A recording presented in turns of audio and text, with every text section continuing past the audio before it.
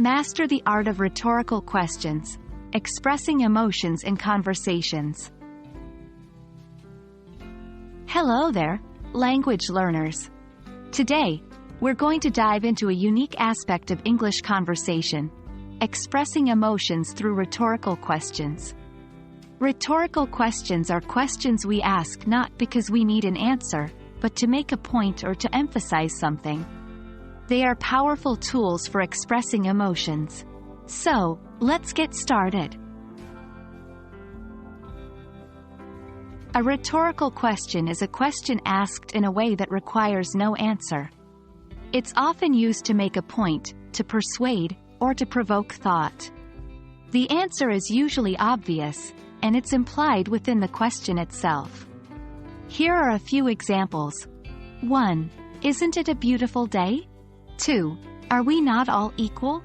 3. Who could possibly believe that? Remember, rhetorical questions can be incredibly expressive, allowing us to convey a wide range of emotions. When we're happy, excited, or surprised, rhetorical questions can help share these feelings. Notice how the questions are structured to imply a positive answer. 1. Isn't this just wonderful? Joy. 2. Can you believe how lucky we are? Gratitude. 3. How amazing is this view? Wonder. In these cases, we're not actually looking for an answer. Instead, we're using the question to share our positive feelings.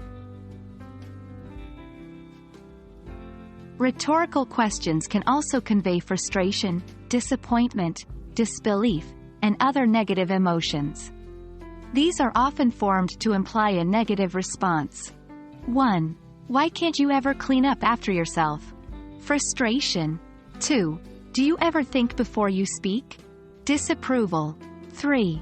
Who does he think he is? Disbelief.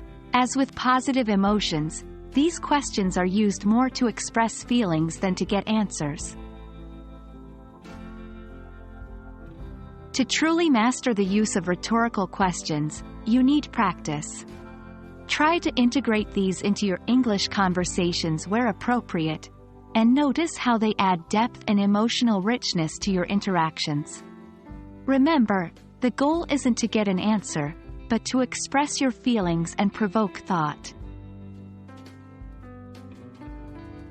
And that's a wrap on using rhetorical questions to express emotions in English conversations.